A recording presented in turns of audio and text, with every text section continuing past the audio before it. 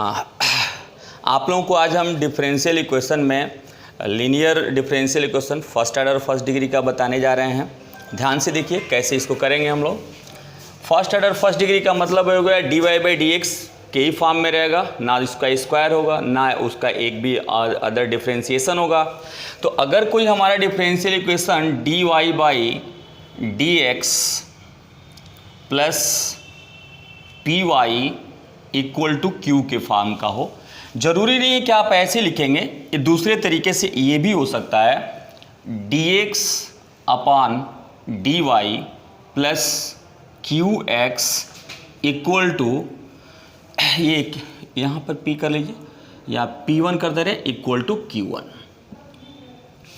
हम एक चीज़ यहाँ पे ये देख रहे हैं बाबू कि ये हमारे पास जो यहाँ पे P और Q है ये फंक्शन होने चाहिए ओनली x के, यानी जिस रेस्पेक्ट का डिफरेंशिएशन होगा उसी रेस्पेक्ट का फंक्शन होना चाहिए ये दोनों P और Q। और यह जो वैल्यू आपको दिख रही है यहाँ पे दोनों एक होनी चाहिए, जैसे y है तो ये y होगा।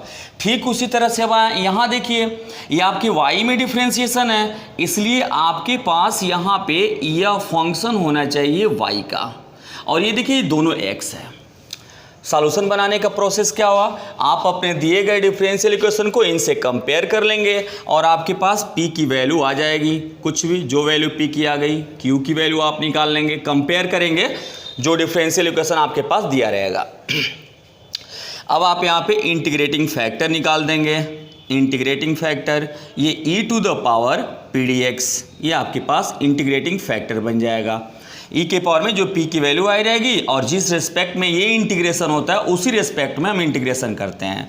अब इसका सॉल्यूशन जो आप बनाएंगे, सॉल्यूशन आपके पास बन जाएगा y इंटू इंटीग्रेटिंग फैक्टर और इक्वल टू आपके पास इंटीग्रल q, ये राइट साइड जो भी चीज़ें हों आपके पास right side q into integrating factor into d x plus any constant c।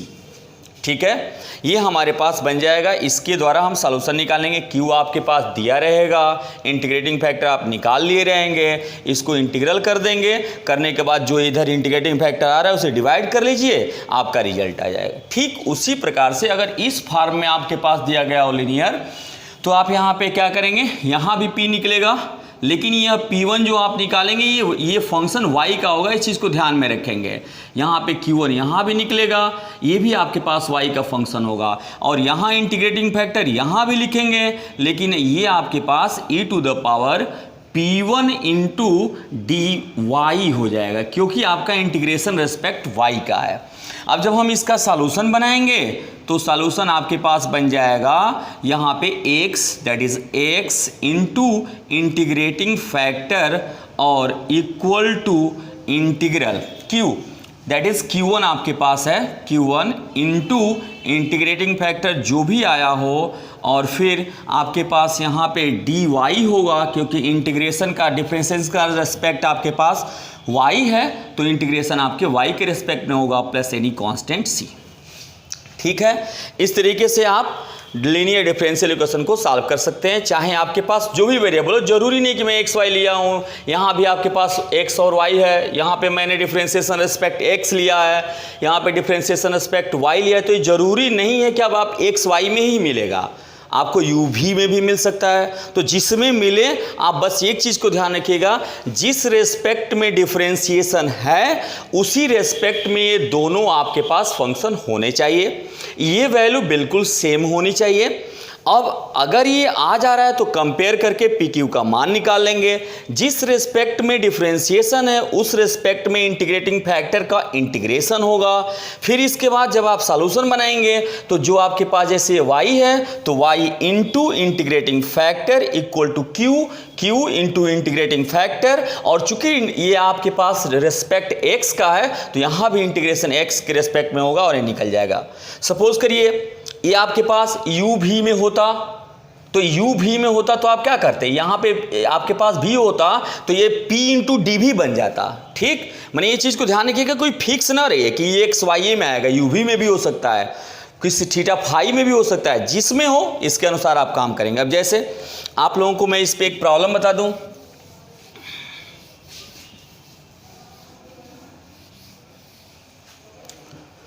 देखिए जैसे डिफरेंशियल इक्वेशन आपके पास मान लीजिए दे दिया गया dy by d x plus y upon 1 plus x square equal to tan inverse x upon 1 plus x square. Suppose करिए कोई ऐसी प्रॉब्लम आपके पास आ गई।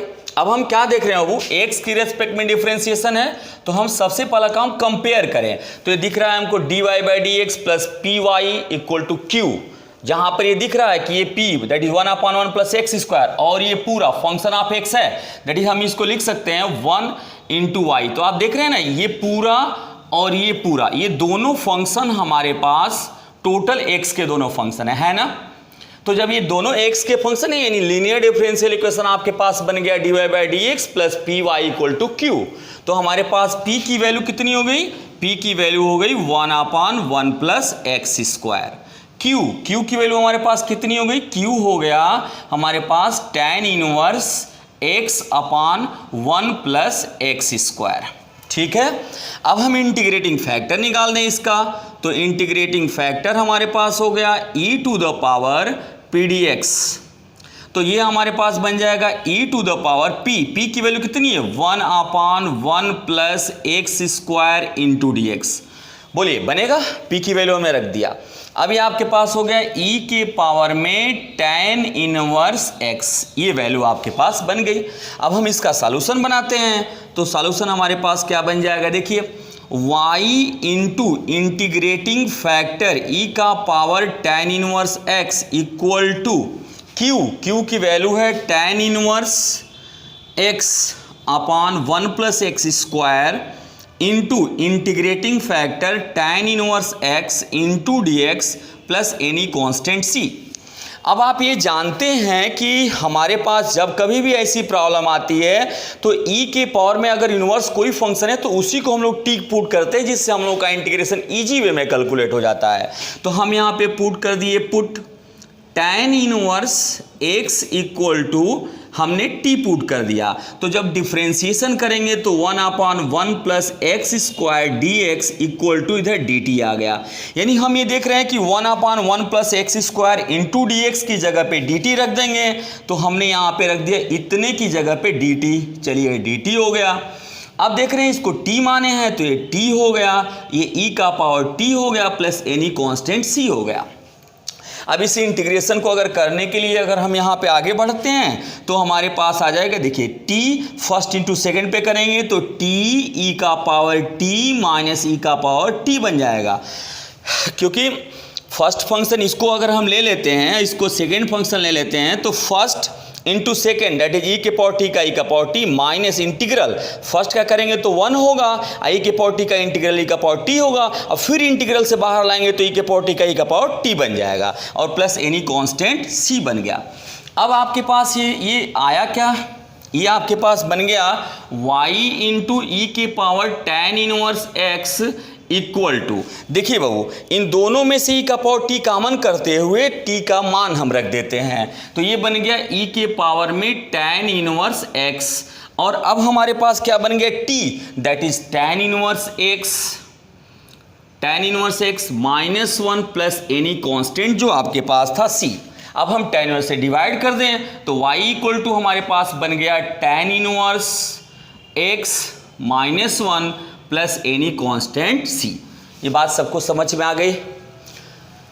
करना हमको क्या है, केवल बस चाहे कितनी भी बड़ी प्रॉब्लम है आप लोगों को इससे नहीं डरना है, बस ये देखना है कि क्या ये फॉर्म सही बन रहा है। फॉर्म बन गया, p कैलकुलेट कर लिए, q कैलकुलेट कर लिए, दोनों x के फंक्शन होने चाहिए जिस रेस्पेक्ट में ये है, फिर इंटीग्रेटिंग फैक्टर निकाला, e के पावर p dx किया, p का मान यहाँ है, इसकी वैल्यू आप जानते ही tan इनवर्स x होती है।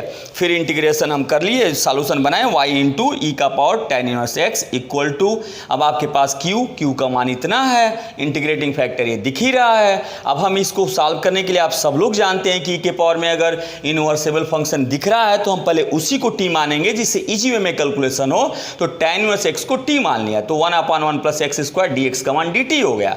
अब 1/1 plus x square d x की वैल्यू dt हमने यहाँ लिख दिया, ये t हो गया, e का पावर t हो गया। अब हम इसको फर्स्ट सेकंड पे कर दिए, हमारे पास ये वैल्यू आ गई। अब हम यहाँ पे e की जैसे जो वैल्यू माने थे t का वो रख दिए, रखने के बाद हमने e के पावर tan उससे डिवाइड कर दिया। तो यहाँ पे एक चीज़ बच गई, ये e के पावर में माइनस tan इनवर्स x बन जाएगा आपके पास, यानी ये आपका सॉल्यूशन हो गया। चलिए आइए एक और क्वेश्चन आपको दिखाते हैं।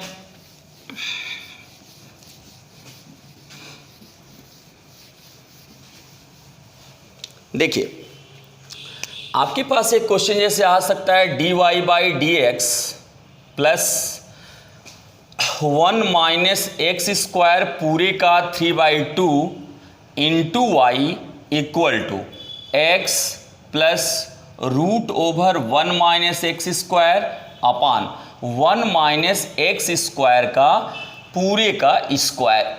ये आपके पास क्वेश्चन, सपोज करिए क्वेश्चन है आपके पास ये -3/2 अगर हो तो ठीक है।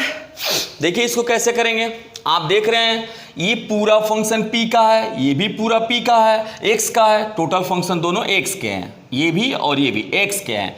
तो तब हम p की वैल्यू लिख दिए p equal to 1 minus x square पूरे का पावर -3/2 और ये आपके पास यहाँ पे q, तो q की वैल्यू आपके पास हो गई यहाँ पे x plus root over 1 minus x square upon 1 minus x square पूरे का होल स्क्वायर। सब लोग क्लियर? अब देखिए यहाँ पे इसको करने के लिए अब हम लोग सबसे पहला काम इसका निकाल दें, इंटीग्रेटिंग फैक्टर निकाल दें, IF इंटीग्रेटिंग फैक्टर, ये क्या बनेगा e to the power pdx। तो आपके पास बन गया e टू द पावर और ये हमारे पास है 1 माइनस एक्स स्क्वायर का पावर -3/2 इंटू डी एक्स। ठीक है, अब इसको आप कई तरीके से कर सकते हैं सॉल्व। ये कि 1 माइनस एक्स स्क्वायर जो इंटीग्रेशन है आपके पास, आप x की वैल्यू को पुट कर लीजिए। जैसे x की वैल्यू को मान लीजिए हमने यहाँ पे x की वैल्यू को ले लिया, पुट कर लिया, x इक्वल टू सपोज करिए हमने पुट कर दिया cos square theta, cos theta हमने पुट कर दिया, या साइन पुट कर लीजिए, कोई दिक्कत नहीं, हमने साइन ले लिया। तो आपके पास क्या मिलेगा, dx इक्वल टू मिल जाएगा cos theta into d theta. बोलिए मिल जाएगा ना। तो यहाँ पे हम इसका इंटीग्रेटिंग फैक्टर निकाल दें e के पावर में, अब बन जाएगा 1 minus sine square, it means cos square. Cos square का यहाँ पे करेंगे 3/2, दैट इज, ये आपको थोड़ा सा दिखाई दें, कास स्क्वायर पूरे का -3/2 इंटू, अब यहाँ पे आपके पास बन गया जो dx था वो हो गया कास थीटा और इंटू डी थीटा हो गया। ठीक है, ये 1 माइनस कास स्क्वायर। अब आपके पास ये क्या बन गया, e के पावर में, बबू ये स्क्वायर कैंसिल हो गया, -3 हुआ, -3 में एक निकल गया तो ये हो गया sec square theta into d theta. अब इसका मतलब ये हो गया e के पावर में tan थीटा। थोड़ा सोचिए, ये आपके पास साइन थीटा ये दिखा हुआ है, sine theta equal to x, तो आप जानते हैं sine theta equal to perpendicular और अपान हाइपोटेनियस, ये अगर थीटा हो तो इसका मतलब कि आपके पास tan थीटा यानी यह जो निकलेगा रूट में 1 माइनस एक्स स्क्वायर, यानी आपके पास ये आ जाएगा x अपान रूट में 1 माइनस एक्स स्क्वायर। चाहे आप अभी रख लीजिए, चाहे आप लास्ट में रख लीजिएगा, इससे कोई दिक्कत नहीं, जब आपकी इच्छा हो। जैसे लास्ट में तो रखना ही रखना है, आप अभी भी रख सकते हैं रूट में 1 माइनस एक्स स्क्वायर। क्लियर? अब हम यहाँ पे इसका सॉल्यूशन बनाते हैं। सॉल्यूशन हमारे पास क्या बन जाएगा, देखिए y, तो y आपके पास हो गया इनटू इंटीग्रेटिंग फैक्टर, तो इंटीग्रेटिंग फैक्टर आपके पास e के पावर में, जैसे हमने x लिख दिया, x upon root over 1 minus x square और इन इक्वल में आपके पास ये दिख रहा है x plus root over 1 minus x square और अपान में 1 माइनस एक्स स्क्वायर और into integrating factor x upon root over 1 minus x square into d x plus any constant c। ठीक है, अब देखिए इसको आप दो तरीके से यूज करेंगे। एक तो आप इनको अलग अलग कर लें, थीटा जैसे पुट किए वैसे रख लें, तो देखिए क्या मिलता है आपको। जैसे मान लीजिए हम यहाँ पे थीटा यूज कर रहे हैं, ये थीटा, तो मिल क्या रहा है आपके पास, इन जनरल भी हो जाएगा, कोई ज़रूरी नहीं कि आपके थीटा भी ये करेंगे, इसको टी मान लीजिए। अगर हम e के पावर को t मान लेते हैं तो हमारे पास क्या मिलेगा, थोड़ा सा इसको भी देख लीजिए। जैसे हम यहाँ पे e के पावर में t मान लेते हैं तो आपके पास न्यूमरेटर डिनोमिनेटर पे सॉल्व होगा। अब चूंकि मैं थीटा मान लिया हूँ इसलिए मैं थीटा पे कर रहा हूँ, आप इसको भी t मान के कर सकते हैं, कोई दिक्कत नहीं है। देखिए अब आपके पास यहाँ पे बन गया ये साइन थीटा हो गया, ये आपके पास बन गया 1 minus sine square, 1 minus sine square that is cos theta. ये आपके पास यहाँ पे बन गया 1 माइनस एक्स स्क्वायर, तो 1 माइनस एक्स स्क्वायर यानी आपके पास sine square that is cos square. यहाँ पे आते हैं तो ये e के पावर में आपके पास बन गया tan थीटा इंटू, अब dx की वैल्यू को भी हम लिख दें तो dx आपके पास बन जाएगा cos theta into d theta, बोलिए बन जाएगा, प्लस एनी कांस्टेंट c। एक बार और समझ लें, हमने यहाँ पे जो ये वैल्यू आप पुट किए उसी को हमने यूज़ किया, तो आपके पास sine theta 1 minus sine square cos square that is cos theta, 1 minus x square, यहाँ पे आपके पास 1 माइनस एक्स स्क्वायर है तो ये हमारे पास एक्स स्क्वायर का ये होल स्क्वायर है, मैंने यहाँ छोड़ा है, होल स्क्वायर लिख दीजिए। तो आपके पास ये बन जाएगा 1 minus x square that is cos square, cos का करेंगे नहीं 4 हो जाएगा। ठीक, अब देखिए आपके पास बन क्या रहा है, एक तो ये कैंसिल हो गया, क्यूब बच गया, तो अब आपके पास बन क्या रहे, देखिए यहाँ पे क्यूब हो गया तो हम क्या ले रहे हैं, देखिए ध्यान से समझिएगा, ये साइन यहाँ पे क्यूब हो चुका है तो साइन बटा कास को हमने tan ले लिया और अब बच गया 2 घात, तो ये चला गया स्क्वायर में that is sec square theta into e के पावर में tan थीटा। ठीक है, अब हम आते हैं आगे, देखिए play into d theta plus integral को अलग बनाते हैं। अब देखिए यहाँ पे 2 कट गया, 1 बच गया, तो ये हो गया सेक स्क्वायर थीटा और इंटू ई के पावर में tan theta into d theta plus any constant c।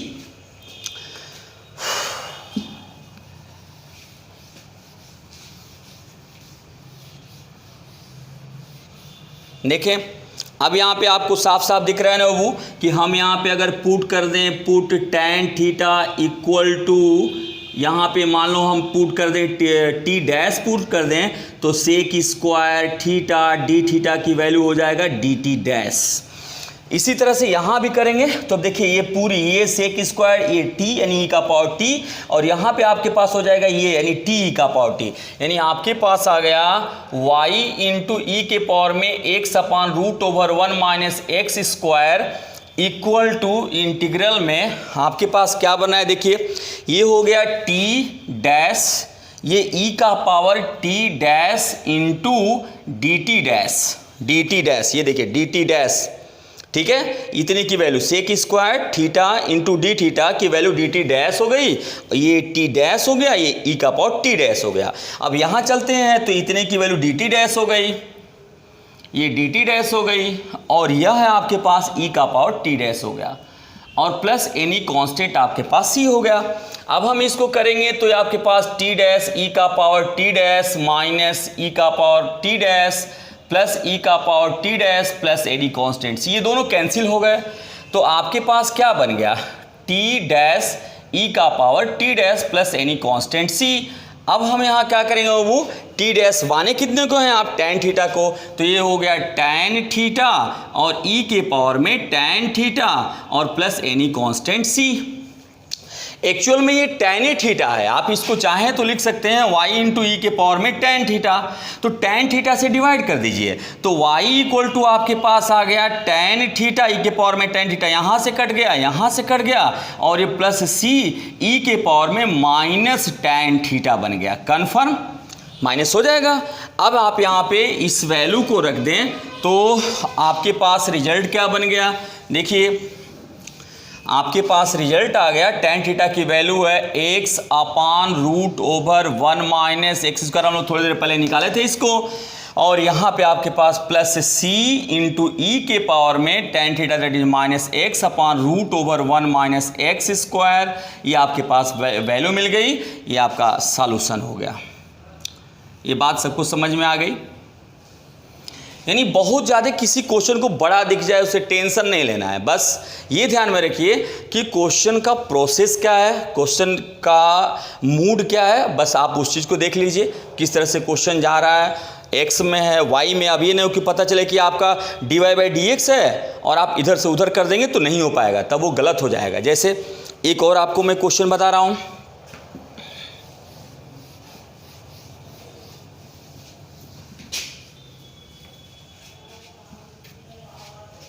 Suppose करिए dx by d y bracket में x plus y equal to आपके पास 1 है, ठीक।